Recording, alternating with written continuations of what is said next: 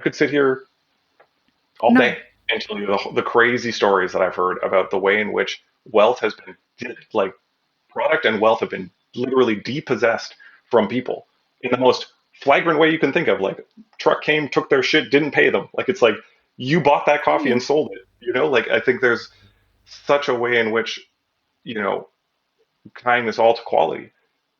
What happens if that is how your 88, 89, 90 point coffee was sourced? And how do you know that it wasn't done that way? Because you bought it from somebody who gave you an FOB price of $9, $10 a pound and they speak English and they're from Colombia. But did it come from their 5 hectare farm? Or did it come from somebody else? You know what I'm saying? Like, there's so much in Mm. here that like is needs to be unpacked, and the realities that we need to sit with, and I've said this a lot, is that quality isn't saving us from all these problems. Quality is At giving us all. a get out of jail free card. It's saying, hey, you got the quality, you got the FOB, we're good here. No one needs to know more than that. And on the backside of that, what are you doing? You're perpetuating a conventional coffee dynamic that does the same things that you say you don't want to do, and that you tell your consumers you don't do, but it's happening under your nose. If the content we bring you on the podcast has helped you with your business or your career and you're looking for a way to financially support the independent production of this podcast, you can do that for as little as a few dollars a month by backing us on Patreon or becoming a paid subscriber on our YouTube channel. Another way to support us and continue your learning is to purchase one of our on-demand workshops available on our website, mapperforward.coffee/workshops. Check the show notes for links, and as always, thanks for the support.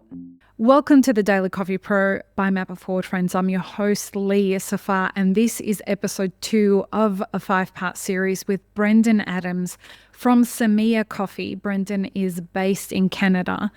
Where are your offices, Brendan? Where are Semilla's offices around the world? Yeah, I mean, our team is largely remote all over the place. And so Mm-hmm. I think you could broadly say that on paper, our office lives in Montreal in Canada.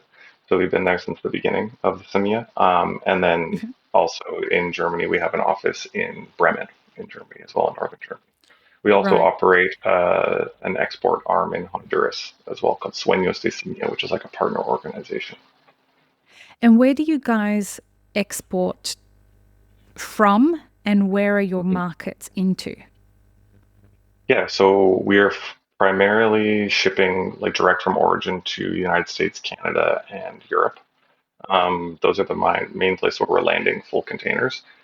We do Mm-hmm. ship now to Japan. We're opening an office in Japan at the end of this year with our partner Keisuke there. He's been receiving smaller amounts, obviously, so we do those as consolidated shipments that we send from Canada or Europe on to Japan. So yeah, those are primarily what we're serving. Okay, excellent. So in this series, folks, we're talking about, can we actually make coffee better? You can deconstruct where the make coffee better comes from. But in this episode, we're talking about how should we be discussing quality in specialty coffee. I have been asking pretty much everybody that comes on the podcast this last couple of months how they talk about quality, and how do you define quality in coffee? Mm. Yeah, I think quality, this has always been like a real stickler for me. I remember from the very Yeah. beginning of like my roasting journey, um, just as sort of like an anecdotal experience of this was uh, roasting a coffee one time we did our first couple roasts of it, and everybody in the team right away was just willing to say, no, like this isn't the coffee. And it was an Ecuadorian coffee. And so I didn't see a lot of Ecuadorian coffees at that point. It was very strange to see those Mm-hmm. 12, 15 years ago in specialty context. And Ecuador is very special to me. And so I'd been there. It was one of the first places I ever went in Latin America. I spent a lot of time there. I really felt this personal connection to it. And I realized that I got obsessed with this notion that like this needs to be good. Like I need to find a way to show people that this coffee is good.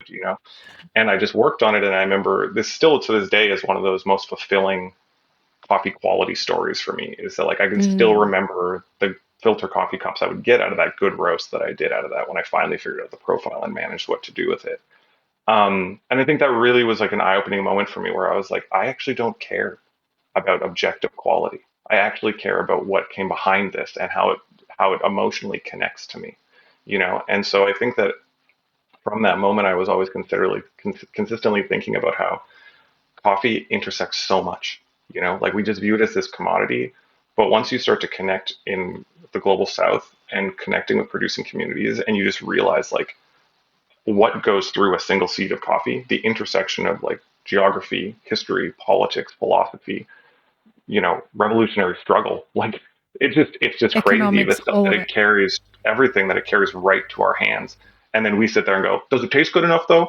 It's so Right. shallow and it's so empty and hollow. And so even to this day, like I love great coffee, for sure. And you're never going to get me saying like, oh, when you brew me a really beautiful cup of whatever geisha or something from, like I will say this is great. But the things that matter the most to me in coffee are like the things that can somehow transport not only a solid cup of coffee, I don't want to drink garbage, obviously, but that comes from somebody Mm. that I know and care about, and I know their struggle and I know their experience. And I think that's been like a huge fundamental motivation for me is like, how do we get away from this like fundamentally like capitalist expediency of like cup it, it tastes good, what's the price, buy it, okay, now I can sell this and I can make money and we can rinse and repeat. I get it. There's more work on having to explain to your customer why this coffee matters. But I guarantee you that across the supply chain, everybody will feel a lot better about it from the one drinking it all the way to the one who produced it and the one who picked it. If there's this commitment to saying, like, let's make sure that quality doesn't just end on it's an 86, it's clean. With that, right? It's an 86 is like, let's talk about that later. Let's talk about the people that that founded it and all the things that came through them, right? So I think that quality for me is of course like a tricky subject because so many people who run roasteries, I get it. You're competing with lots of competitors and you love great coffee. You at the end of the day want to quote unquote or need to quote unquote win this game. But I think that we need to expand how we define winning in that scenario and how we define our ability to do the work, right? And I think that a lot of us fall into a trap of like, if I don't get the best stuff, my business won't survive. But it's like, well, then how do you define best, and how do you relay that best to the people who buy it, so they therefore support that? And I think that's sort of one of the things with quality that has been the laziness of it, is that it is fundamentally Mm. just like it's the same thing as saying like, oh, I'll buy the most expensive thing because it has to be the best. No, it doesn't. Like the most Mm. expensive things in the world aren't necessarily the best things. And I think that's the same trap we fall into, that, oh, because it's scored this high and it's from this place and it's this variety, it must be the best. I guess so. But there's a lot of people out there that when you serve them like the best Kenyan coffee you've ever had in your life, they say this is disgusting. It tastes like tomato juice. I want the Sumatra. Like Right. there's Word. we're getting sucked into like a scenario where like we believe all of these sort of like objective, this is what sells, this is what works. And A, it may not actually do what we think it does. And No. B, what if we tried this other thing and worked on that? What would it do? And especially when you look at the fact that, from my perspective, the last point I'd say about it is that quality to the consumer fundamentally does, at least in the markets I deal with a lot of time, it has a lot to do with everything beyond that cup. And in fact, many of them Mm. feel like when you say this number, they're just like, okay, like, I don't care. Like, what does this do for me? But when you tell them, hey, this Right. came from like, boy, we just ran on our Instagram yesterday, Victoria Aguirre, one of the most impressive women I've ever met in my life.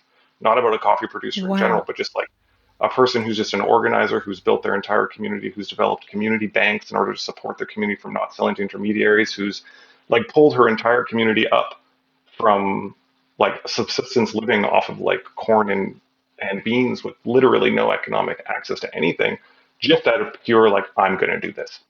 Like that person's story needs to come before the fact that their coffee is a clean 86.5 point per bone. You know what I mean? And there has to be some way that we can make people understand that. And I think that we can. I think Simi is a testament to that. That like if you are willing to listen and think about these other considerations and contexts, you won't lose. You won't lose in that game.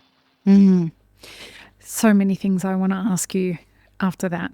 The place I'm going to start is, what role do you think that marketing, actually, let me say that better. What do you think the relationship is between marketing and what people think quality is? Yeah, that's a really good question, right? I guess it depends on a lot of different markets. Like I think of Japan, who like Mm. so many people in Japan, these brands will spend tons of money on the highest quality auction coffee or on a Blue Mountain coffee, and they'll Mm. use it as a marketing budget. Like they know they'll never make money on that. They just are like, if Mm. I put it out there on the sign and everybody knows I have the best thing, then theoretically down the road, it's going to bring more prestige and attention to my brand and to my company. I think in North America, I think it's quite different. I think that marketing fundamentally, a lot of people in marketing don't necessarily, they don't really know how to. I want to say that I want to indict marketing people. That's not what I want to frame it. I would say that in our attempt to market coffee, let's put it that way, we're thinking about it too much as a product, I would say. And I think that obviously it is, but that's sort of like the knee-jerk obvious reaction, right? Like, oh, okay, this is this variety and it's like this quality and it's this tasting note. But Mm. like, and then what? And then what? I think a lot about this scenario of like the fact that like, when we get into this scenario where we're just fighting basically in a saturated market for like quality and service, what does your consumer actually care about you? What does the person who buys from you really care when at the end of the day you're just like another person that says the same thing, another brand that says I buy high grade specialty coffee quality, from these places, and we roast it to perfection, and like we care about each cup. And at the end of the day it becomes so derivative that like you're really just fighting for space, and there's very little actual like loyalty or concern for your mission or your Mm. cause, which is worrying for me, not because of a brand existence standpoint. It's worrying for me on a producer existence standpoint, because if we're just Right. getting into this sinkhole of like, oh, this person also does high quality direct trade coffee with a producer name and it's great and it's roasted lightly to perfection, like what is our value add? At the end of the day, what makes any of us matter? And then this is where the marketing becomes really scary, because this is where that consolidation of power and wealth comes in. Because if all of our game is that we're going to pay more money for high quality, guess who's going to win that game? Actually, Yeah. The it's people going to with the be deeper a mess of pockets. boys who have the big Uh-huh. pockets. I can't remember which. I think it was either Lavazza or Illy. Like they've started like toying with the idea of having like a small micro roasting brand. And for them, a small micro Yeah. roaster brand is going to be like They all have multiple them. 70 kilo. Yeah.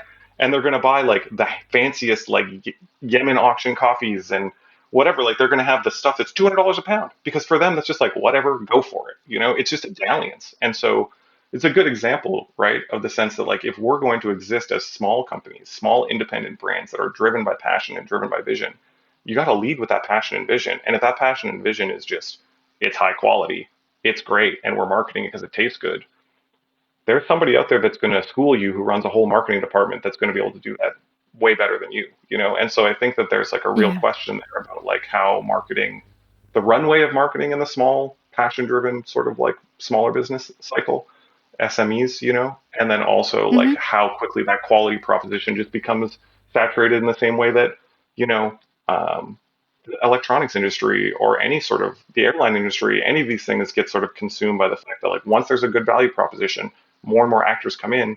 And if we're only competing over quality and service and over a product and not over like a why or a vision of why we're doing it, that's going to be either Very like kind of, much. luck of the draw at the Well, very best, or also who's got the most resources to stay standing longer. there's no way that these two extremes can compete. Like we don't Mhm. any SMEs that are or small businesses, okay? Any small businesses that think that they are going to school the big boys on any of this, you're dreaming. We're Mhm. not even having the same conversations, No. folks. What they look Mhm. at for quality and what we as artisans, quote unquote, in specialty coffee look at, they're not even in the same dimension.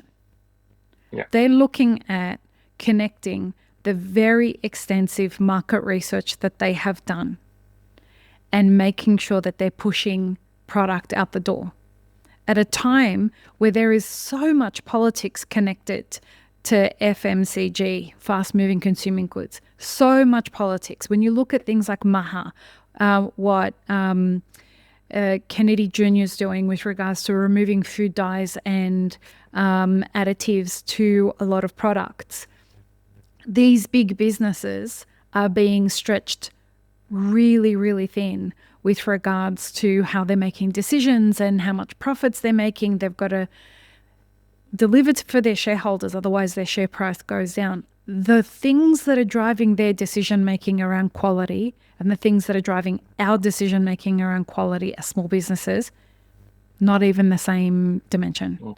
And Yeah. people need to understand that because, let's take Luckin that's gone Mhm. into the United States this week or last week. That's a very interesting case study. For those Mhm. who don't know, Luckin is a Chinese company. Its first iteration had to be saved by the government in China. And it was being run by a tech guy who had some interesting ways of doing accounting. The people who took it over, the investors and the government that took it over, they have just done these incredible things with this business where now in just a few years they have turned it into 22,000 stores across China. They're opening 1,000 stores Mhm. every year. Yeah. Mhm. You cannot fucking compete with a company that is opening No. hundreds of stores a day. Yeah. It's just not fucking possible. And so No. Yeah. when you think in your little business, and bless you for trying to compete with a business, Brandon, I cannot tell you the number of people that come to me and say, I want to be the next Starbucks. Starbucks Yeah. can't be the next fucking Starbucks.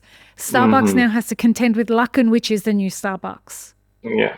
Mhm. And watch them do that in the United States, right? Yeah. For sure. No, I mean, I think it drives home the point exactly. Like, I think scale is crazy, right? Like, we're an importer and we're a small importer, but there are brands like that that are massive compared to us. Like, I always say Yeah. we're like a drop in the bucket in terms of the scale. Like, not even a drop, a half a drop, like a Yeah. mist in the bucket, in terms of like when you see the scale that I think a lot of us forget when we're getting really into this super niche specialty coffee market, which like is fine. You're running, it's no disrespect to people running small businesses. It's hard and you build a lot of, it takes a lot of work and you generate a ton of employment. Some countries like Canada, like small businesses are the leading employers in our country, and I think Yeah. it's the same in many parts of the world. So like these things are super important. But I think what I always underline to like our clients or to like people that I talk to in general is that it's like if you're going to do this, then taking all of this stuff that you just shared that's super valuable context, do it with passion and with a love to do something real. Don't get into this game to try to win on quality or be the big boy or whatever because like it's just a I don't I just why it's just like a it's a there's always a bigger fish. There's always someone better than you. There's always someone bigger than you. The biggest thing is like find something to your point earlier in the first episode, right? It's so intricate and it's so confusing and it's so hard to know exactly what's going on the specialty side or on the supply side, sorry. And so like when we do is like I don't tell you what's going on in Guatemala. I don't know. You want to know about what's happening in Mataquescuintla, Jalapa? I'll tell you a 15-year story from everything that I know about it, with all the people who have sourced the information to me, all of the references I have, journalistic, local, government, whatever. That I have that memorized. Tell you the whole thing. But that's my focus and that's my commitment to make sure that that little part of the world that I can tell you front, back, and center exactly how that works. And I think it's the same thing, right? Like when you're working on something, Mm. just you have to find some way in this industry and what you're doing to really commit to it in a way that is super intentional, super focused, and trying to understand a vision and a mission beyond it. And if we're just getting into this scenario of running coffee businesses because we just want to buy and sell fancy coffee, like We can't even I just think it's guarantee that there's a future of that. exactly. You, And even looking at just right now, like, from your point about tariffs, like there's just not even right now, just in the United States, you can't get the coffee you used to get spot, right? Like I used to refer to this at the beginning no. of Semilla as the infrastructure of privilege, the way in which our industry Mm, has I just like that. evolved to the point where you can call 8 importers and get 36 samples of all these different crazy coffees that you never would have got in a million years 20 years ago. But then you can get it super easily now, and then you can cup it and you can say, look, I selected the best coffee and I do this relationship thing and I got the copy from the importer and I put it on my website and you can do that whole like operation. But look how easily that house of cards fell down. One dude came in Yeah. 6 months, said, here's a couple tariffs. And now people who didn't pre-book their coffee or understand how to do that are like, I fucked. I can't get anything now. And I'm just running my business on whatever I can get. And, I'm getting, for the first time ever, I'm getting phone calls from American roasters being willing to take coffee from a Canadian warehouse. Like, Not to say that people haven't done it before, but that was like you'd Wow. never do it for most of them because there's so much coffee that why would you go all the way into Canada and pull that stuff Yeah. down and deal with the border and all that kind of stuff? But now it's just like, oh, there's no coffee, so like you're gonna have to go to Doesn't some. the Like I think that's something to put into a really clear frame for people. doesn't the so that's for because of supply reasons, or is that because of the tariff reasons? I think it's both, right? Like I think you're dealing with the high market price led to a lower inventory. Big traders who would have stocked a For lot of stuff for sure. you before, There's the no stuff that would spot. have had in your blenders or some of Right. your like, traceable micro lots that were questionable but existed. Like the price was so high that these people didn't want to buy those coffees, Yeah. right? And they didn't want to speculate them and bring them in there and thought that you weren't going to buy them. That was pre-tariff. That was like January, February, they're buying these coffees. December, they didn't want to bring it in. And so you already had importers not wanting to bring in a bunch of inventory, thinking that they're going to sit on it and not make their money back. And then Mm, the tariffs hit in, it just became even like a double whammy, right? And so, yeah, there's just a much less spot coffee available, which, like, totally. of course, I expected it would take until July or August for that to become a reality. But many people weren't prepared for that. And so I guess the point is just saying that, like, on so many premises, the notion of just like quality over everything will win the game. It's such a tenuous premise on so many levels. And it's just like we have to commit to something more deep, something more real, and something fundamentally that centers the people who grow the coffee yesterday. Because it's just like if you're just doing this because you can try to find the best cup of coffee, it's just not it's just not a solid business plan on just a pure numbers basis, No, but then also in terms of it's like not going to trying to work. maintain long term, it's also just not going to work for you because it's not a consumer desire. It's not enough big of a market for it. There's too much competition. It's got to be deeper than that. So all of the things early in this about what quality means to me, I don't even view that as like a dalliance anymore. Like, oh, I have many experiences with people in specialty coffee where I tried to sell them coffee leading with the story. And a lot of them have said, oh, well, like, it was a really nice story you told me, but the coffee wasn't good enough, you know?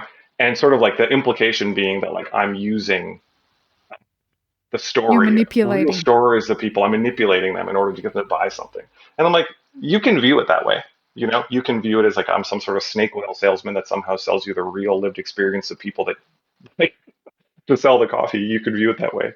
Or you could recognize it and say that like this is the frontier that we need to get to with coffee because like otherwise it's just a zero sum game that we're all just piling into the same sinking ship for. Um, so I think that And again, that's sort of like turning to a certain extent. there's a perceived assumption that we have the entitlement to be able to think that we don't have to give a fuck about the supply chain because it's going to be here forever. That is a Oh, for very sure. dangerous assumption, folks. You're assuming that the coffee farmers who have subsidized this industry for far too many decades are going to continue doing that because in my opinion, we have not followed through on the promise of specialty coffee. No, I If we totally go agree back with to you. yeah, go ahead. Yeah. No, I fully agree with you. I can give you a really beautiful anecdote for this actually that just happened to me this year is that we've started Hmm. working in Mexico now after many years of being interested in and we're working with a couple groups, one in Oaxaca and San Agustin Los Icha, indigenous Zapotec group, and then also a couple groups in Veracruz. And in my traveling in Veracruz, I had the privilege of meeting a really interesting cooperative that's been around since the 80s, I believe, and like have lived through all of it. Went through the collapse of Inma Cafe, the end of the International Coffee Agreement, the Roya crises, and really just like organized themselves around the notion of like we're going to figure this out regardless. And so everything that they're doing in terms of the way that they're organizing it works great for them. But from a Hmm. specialty perspective or like an external market perspective, it's not good enough. Why? Because they run a general wet mill where they bring in coffee from 60 to 70 different producers. They process the geisha with the Tipica, with the Costa Rica. They do Right. altitudes from 1,300 to 1,800 meters. They're not doing lot separations. They're patio drying. They're not raised bed drying. They're doing all of this stuff that, like, fundamentally, like a specialty buyer would be like, ooh, I don't know, like, not that good. Those people tried super hard to get into the fair trade market. They tried super hard to get into a specialty market. They had buyers in both markets.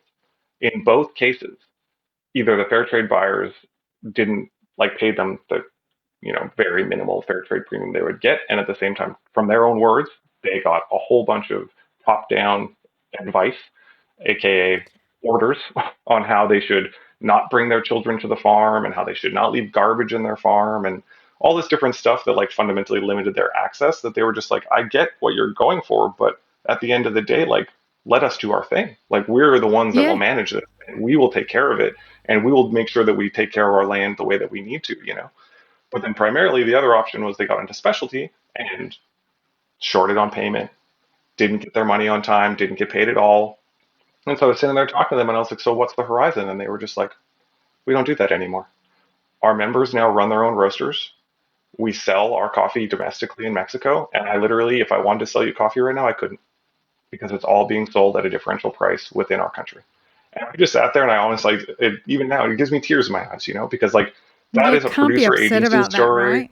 where it's Yeah. just like, you know, good for you, man. Like, good for you That's to a find the success way that story. you don't have to rely on any Yeah. dummy external person, some white Yeah. person who comes in there and tells you all the things you need to do in order to be successful, how they're going to set the terms, how they're going to make it work for you. No, you tried to do it that way. You realized it didn't work, and you just found another solution. And I think I love fundamentally, it. like in CMU, we always talk about autonomy and agency, and that has to be the goal of everything we do. Is that smallholders have the autonomy and the agency to do whatever they want, you know? Because at the end of the day, it will never be fixed if it comes down to Semilla is just another benevolent enterprise that tells you, here's the Mm. better price for you, and we're here to support you, and we're great. That can't be the end goal. It's just the same thing as the quality discussion. We do this, we end up in the same place. But I think fundamentally, the biggest thing from that anecdote to me is what you just said. They were totally let down by the system that tells everybody it's perfect, Yep. you know? And I Yeah. think that that's like A a really big thing to 100%. sit with, you know? It's a really big thing for us to sit with, that in many contexts, specialty and fair trade have failed people, failed them. Not like, oh, it didn't work that great, like stole from them, took their A, money, a didn't pay them. thousand Yeah. percent. And so it's like, this isn't, and that's not an isolated anecdote. I could sit here all No. day and tell you the crazy stories that I've heard about the way in which wealth has been, like, product and wealth have been literally depossessed from people in the most flagrant way you can think of. Like, truck came, took their shit, didn't pay them. Like, it's like, you bought that coffee and sold it, you know? Like, I think there's such a way in which, you know, tying this all to quality. What happens if that is how your 88, 89, 90 point coffee was sourced? And how do you know that it wasn't done that way? Because you bought it from somebody who gave you an FOB price of $9, $10 a pound, and they speak English and they're from Colombia. But did it come from their 5 hectare farm, or did it come from somebody else? You know what I'm saying? Like, there's so much in Mm. here that like is needs to be unpacked, and the realities that we need to sit with. And I've said this a lot, is that quality isn't saving us from all these problems. Quality is At giving us all. a get out of jail free card. It's saying, hey, you got the quality, you got the FOB, we're good here. No one needs to know more than that. And on the backside of that, what are you doing? You're perpetuating a conventional coffee dynamic that does the same things that you say you don't want to do, and that you tell your consumers you don't do, but it's happening under your nose. And Yeah. that's something that we all have to really sit with, you know? Well, and that brings us to what we want to talk about in the next episode, which is what questions should we be asking about the supply chain? That's a really great lead into that. So join us for the next episode, folks. Peace, love, and peanut butter. Have an amazing rest of your day. This episode is part of a 5-part series produced by Mapper Forward. Check the full playlist and guest details in the show notes, as well as how you can support our work in the coffee industry. Become a premium YouTube subscriber, explore our Patreon and any brands we've partnered with to bring you this podcast. Please don't forget to like, share, and subscribe. It really does help us grow our audience.